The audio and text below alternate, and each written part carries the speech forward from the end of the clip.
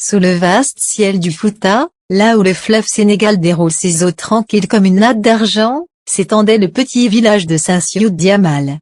Ce n'était pas un grand village, à peine une cinquantaine de cases rondes faites de bancos, coiffées de toits de chaume qui se penchaient légèrement comme pour écouter les secrets du vent. Les jours y suivaient un rythme ancien, marqué par le chant des coqs, le hennissement des ânes et le bruit sourd des pilons qui frappaient le mille.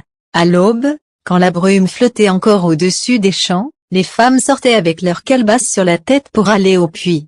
Leurs pagnes colorées mettaient des touches vives dans la lumière pâle du matin.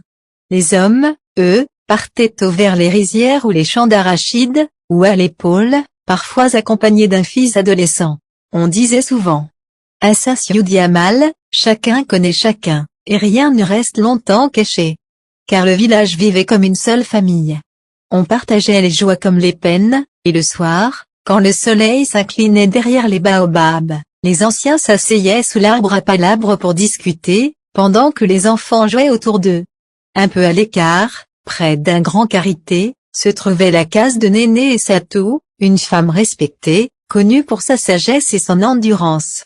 Elle avait perdu son mari des années plus tôt, lors d'une saison des pluies où une fièvre mystérieuse avait emporté plusieurs hommes.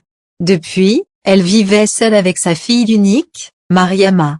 Mariama n'était pas seulement belle, ses yeux brillaient comme l'eau claire du puits à midi, sa peau avait l'éclat brun du mûr, et son sourire avait le pouvoir de réchauffer les cœurs fatigués.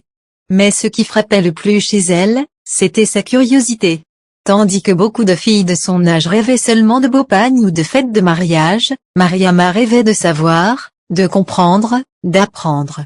Chaque fois qu'elle revenait du champ ou du puits, elle trouvait encore la force d'aller écouter le maître coranique, ou de rester assise auprès des vieilles femmes qui racontaient les contes anciens. Elle aimait répéter les proverbes qu'elle entendait, et parfois, quand on la taquinait, elle répondait avec des mots si justes que les anciens eux-mêmes en restaient étonnés.